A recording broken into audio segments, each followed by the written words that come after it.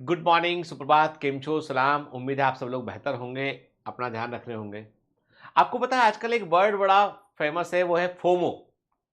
सुना है कि नहीं सुना आपके? FOMO, FOMO, fear of missing out.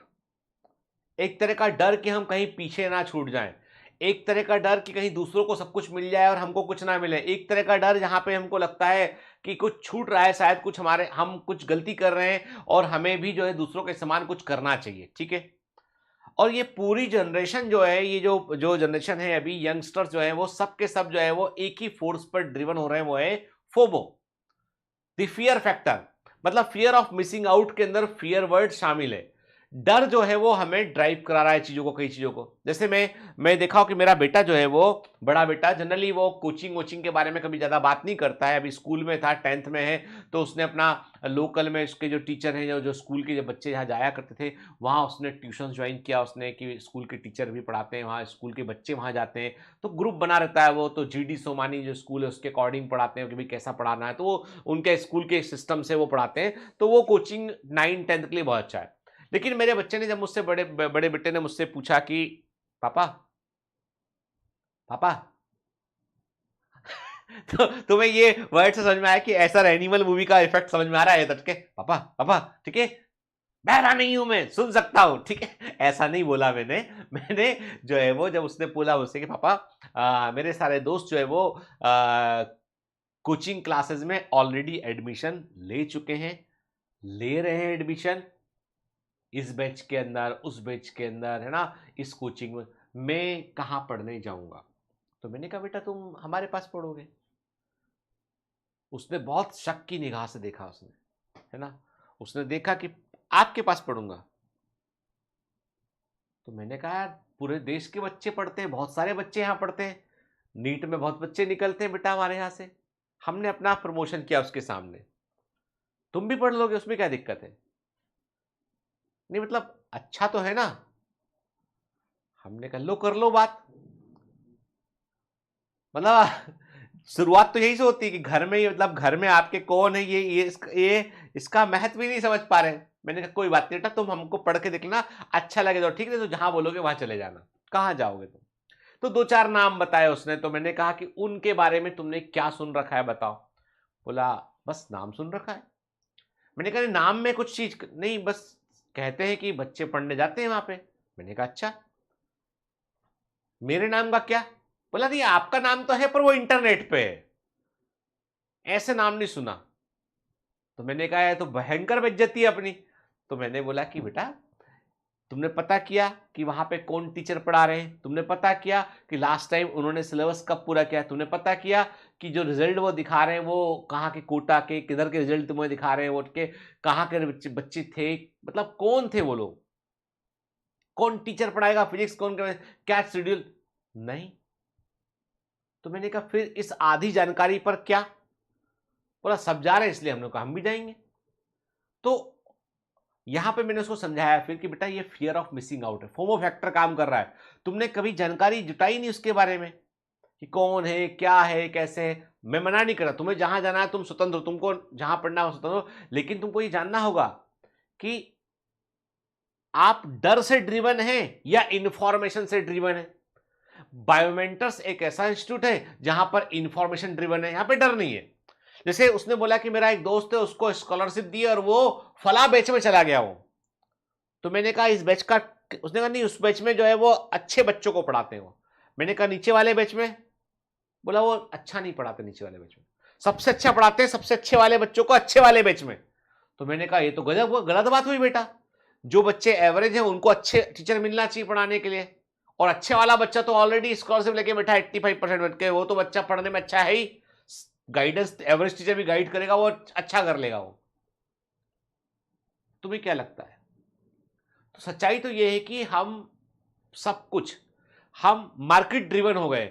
Market ने कुछ शब्दावली निकाल रखी है, टर्मिनोलॉजी निकाल रखी है, ब्रांडिंग कर रखी है। तो मैं वही कहता हूं आपसे, ब्रांड कॉन्शियस हैं आप, या फिर आप अपने आप को दूसरे के ब्रांड से इंप्रेस होकर जाना है, या अपने आप को ब्रांड बनाना है, यह आप पे निर्भर करता है। मैं वही कहता हूं आपसे कि मेरा बेटा, चूंकि मैंने कहा ना आपसे कि हमारे घर में हम प्रोफेशनल बातें बहुत कम करते हैं, उसको ये भी बहुत कम जानकारी रही होगी उससे कि बायोमेंटस में काम क्या होता है, ठीक है। वो अपनी जिंदगी में अलग है, हम अपने काम में व्यस्त हैं के। लेकिन जब उसने गूगल किया, देखा, तो उसने फिर फाइनली डिसाइड किया कि पापा मैं आपके पास ही पढ़ूंगा, जो आप अपना ऑफलाइन सेंटर खोल रहे हो मैं वहीं पढ़ूंगा, कमांड सेंटर में पढ़ूंगा मैं। तो मतलब जो कमांड सेंटर खुल रहा है उसमें मेरा बेटा भी, मैंने, आप सोचिए कि मेरा भरोसा ये है कि उस कमांड सेंटर में मेरा बेटा भी वहीं पढ़ेगा, और वहां पे मैं इसको, मतलब जैसे आप पढ़ेंगे उसी प्रकार क्लासरूम में आके मेरा बेटा भी वहीं पढ़ेगा, कोई अलग से ट्रीटमेंट नहीं। जो आप है, जो आपके लिए ट्रीटमेंट होगा, जो बच्चे ऑफलाइन सेंटर में आएंगे उनके लिए, वैसे ही मेरे बेटे के लिए होगा। मैंने उससे एक ही बात बोली, बेटे देख बेटा, सफलता कोई, यदि जितने हजारों बच्चे पढ़ते हैं, यदि हजारों बच्चों को यदि कोई इंस्टीट्यूट सफल करने वाला होता तो सारे बच्चे सफल हो गए होते। हम सिर्फ और सिर्फ आपको गाइड कर सकते हैं। चलना तुमने है, दिन और रात तुम्हें एक कर देना है, मेहनत तुम्हें करना है, और तुमको ही रिजल्ट मिलेगा, और तुम्हारा ही रिजल्ट होगा वो। मैं तो कहता हूं सरकार को एक नियम बनाना चाहिए, गवर्नमेंट को एक नियम बनाना चाहिए कि you can not flaunt your result, कि मेरा रैंक 1 है तो एक रैंक 1 वाले को 4-4 कोचिंग खरीद रहे हैं। रैंक 1 वाला बच्चा जो है वो साउथ के अंदर भी जाके पढ़ रहा है, वो कोटा में भी जाके पढ़ रहा है, वो दिल्ली भी जाके, दिल्ली का स्टूडेंट बोलता है कि मेरे यहाँ का बच्चा है, कोटा वाला बोलता है मेरे यहाँ का बच्चा है, और साउथ वाला बोलता है कि मेरे यहाँ का बच्चा है, ठीक है। मतलब वो देश भर में केवल सुबह से निकलता था, एरोप्लेन पकड़ के, फ्लाइट पकड़ के निकलता था कि भैया मैं जा रहा हूं साउथ में, बेंगलुरु में क्लास लेने जा रहा हूं, फिर दोपहर की फ्लाइट लेके मैं दिल्ली जाऊंगा, और शाम की फ्लाइट से मैं पहुंच जाऊंगा कोटा, और ऐसे मैं हर दिन करूंगा। तो वो फ्लाइट में ट्रेवल कर करके पढ़ता रहा, इसलिए तीनों जगह से वो रैंक 1 पे आ गया। तो मैं तो कहता हूं सरकार को नियम बनाना चाहिए कि भैया तुम अपना अपना तुमने काम किया ये फ्लॉन्ट करो, कि हमने इस तारीख को कोर्स पूरा किया, हमने इस तरीके से कंटेंट पढ़ाया, हमारे पास जो बच्चे पढ़ाए वो सेटिस्फाइड थे, सेटिस्फेक्शन रेशियो ये रहा, हमारे टीचर्स को बच्चों ने जो है वो ये बच्चों का वर्डिक्ट ये, इसके अच्छी बातें बताओ। ये बच्चे को मैंने रैंक 1 लाया, इसको, अरे तुम्हारे बच्चे को ला दो, मैं अपने बच्चे की गारंटी नहीं लेता भाई। वो पढ़ेगा, मेहनत करेगा, रैंक अच्छी लेके आएगा। तुम पढ़ोगे, मेहनत करोगे, तुम रैंक अच्छी लेके आओगे।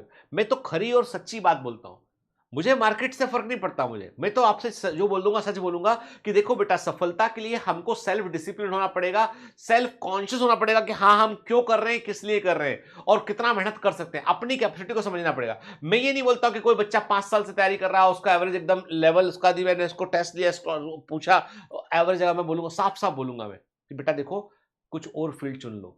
मैं तुमको झूठ बोल के तुम्हारी फीस लेने में यकीन नहीं मेरा, क्योंकि तुम्हारी जिंदगी मेरे लिए, मेरी फीस से ज्यादा इंपॉर्टेंट तुम्हारा साल है, तुम्हारी लाइफ है, ठीक है। तो मैं तुम्हें ब्लफ नहीं करूंगा उस चीज के लिए।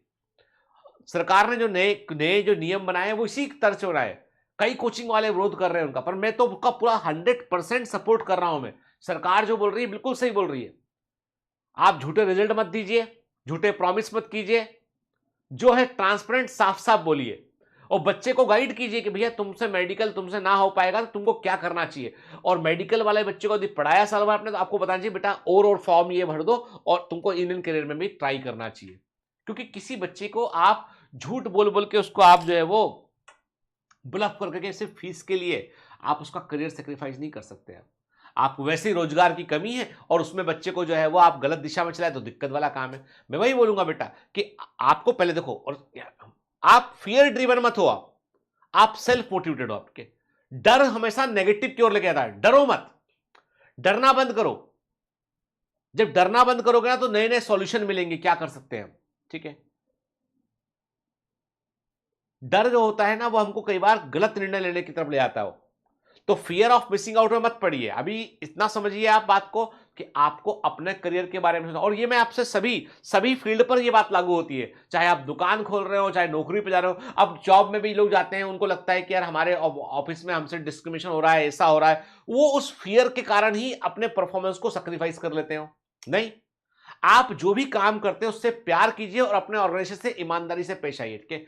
आप जिस जगह काम करते हैं वो आपको आपके लिए रोजी रोटी देने वाला ऑर्गेनाइजेशन है, ठीक है। मैं हमेशा अपने ऑफिस में कहता हूं, जब आप अपने ऑफिस के बाजू वाले आदमी टेबल पे, ऑफिस में टेबल लगी होती है, बैठते हैं आप चेयर पे, तो आप अपने सगे भाई के साथ में 8 घंटे नहीं बैठते बाजू में आप, लेकिन ऑफिस में अपने कलीग के साथ बैठते हैं। अच्छे संबंध रखिए उससे, अच्छी बातें करिए, और अपने ऑफिस को पूजा स्थल के समान समझिए, क्योंकि आप वहां से रोटी अर्न कर रहे हैं, परिवार की देखरेख करने का पैसा अर्न कर रहे हैं वहां से आप, इसलिए वो आपके लिए प्रथम प्राथमिकता होना चाहिए। वो 8 घंटे एकदम ईमानदारी के साथ जस्टिफाइबल काम कीजिए आप, 8-9 घंटा, देखिए जिंदगी बदल जाएगी आपको आपका।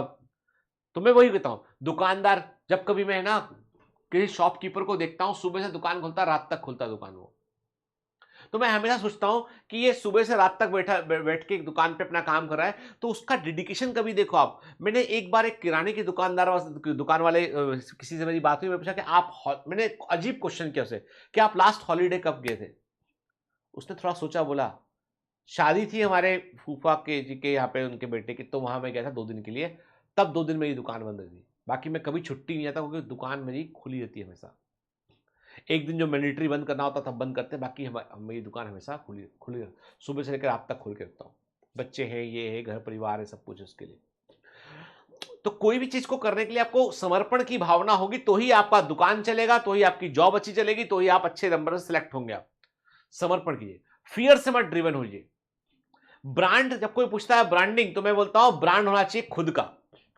खुद एक ब्रांड बनिए कि आपने जो पहन लिया है तो ब्रांड बोले आपसे कि हमको पहना इन्होंने।